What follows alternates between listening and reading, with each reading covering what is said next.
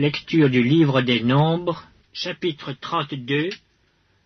Les fils de Ruben et les fils de Gad avaient une quantité considérable de troupeaux. Et ils virent que le pays de Jaézer et le pays de Galaad étaient un lieu propre pour des troupeaux.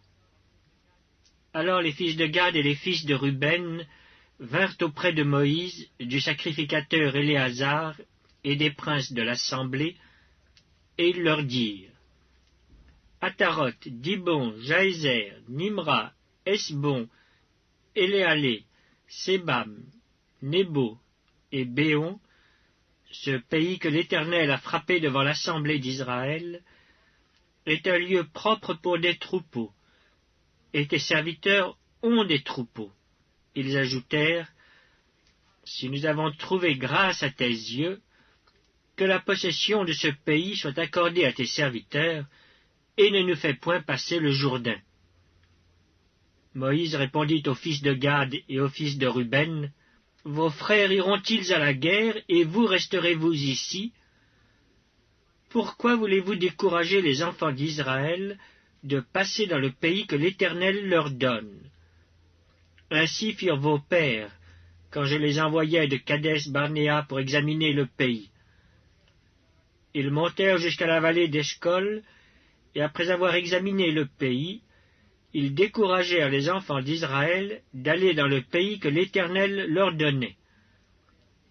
La colère de l'Éternel s'enflamma ce jour-là, et il jura en disant: Ces hommes qui sont montés d'Égypte, depuis l'âge de 20 ans et au-dessus, ne verront point le pays que j'ai juré de donner à Abraham, à Isaac et à Jacob, car ils n'ont pas suivi pleinement ma voie, excepté Caleb, fils de Jéphuné, le Kénizien, et Josué, fils de Nun, qui ont pleinement suivi la voie de l'Éternel.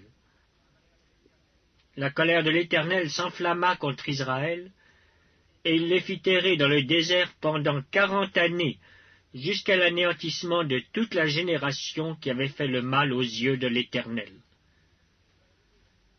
Et voici, vous prenez la place de vos pères comme des rejetons d'hommes pécheurs, pour rendre la colère de l'Éternel encore plus ardente contre Israël.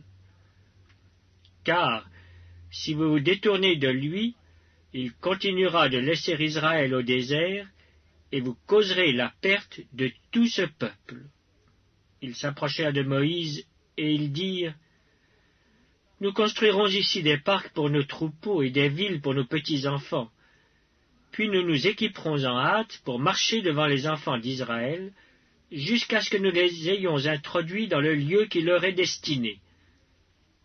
Et nos petits-enfants demeureront dans les villes fortes, à cause des habitants du pays. Nous ne retournerons point dans nos maisons avant que les enfants d'Israël aient pris possession chacun de son héritage. Et nous ne posséderons rien avec eux de l'autre côté du Jourdain, ni plus loin, puisque nous aurons notre héritage de ce côté-ci du Jourdain, à l'Orient.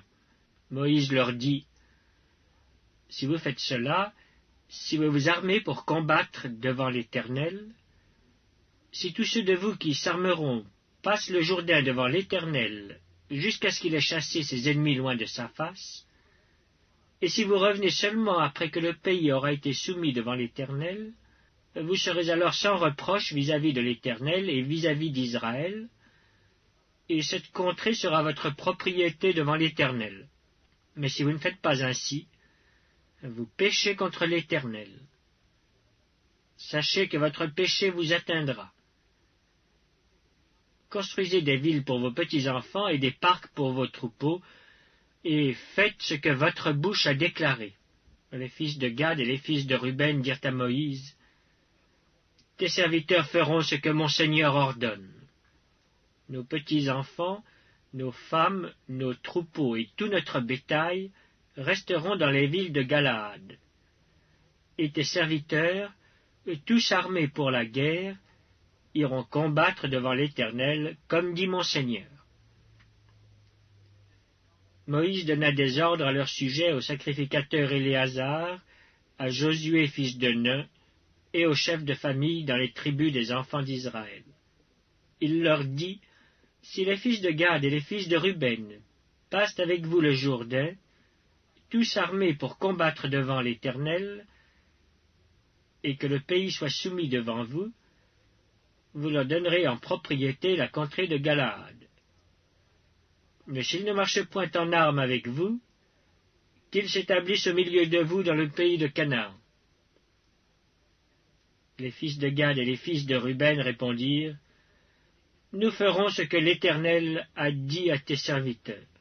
Nous passerons en armes devant l'Éternel au pays de Canaan, mais que nous possédions notre héritage de ce côté-ci du Jourdain. » Moïse donna aux fils de Gad et aux fils de Ruben, et à la moitié de la tribu de Manassé, fils de Joseph, le royaume de Sion, roi des Amoréens, et le royaume d'Og, roi de Basan, le pays avec ses villes, avec les territoires des villes du pays tout alentour.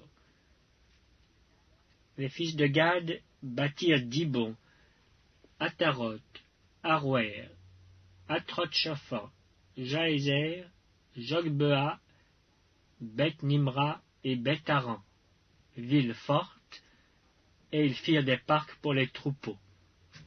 Les fils de Ruben bâtirent Esbon, Éléalé et Kirjataïm, Nebo et Baal-Méon, dont les noms furent changés, et Sibma, et ils donnèrent des noms aux villes qu'ils bâtirent. Les fils de Makir, fils de Manassé, marchèrent contre Galaad et s'en emparèrent. Ils chassèrent les Amoréens qui y étaient. Moïse donna Galaad à Makir, fils de Manassé, qui s'y établit. Jaïr, fils de Manassé, se mit en marche, prit les bourgs, et les appela bourgs de Jaïr. Nobak se mit en marche, prit Kenat avec les villes de son ressort, et l'appela Nobak d'après son nom.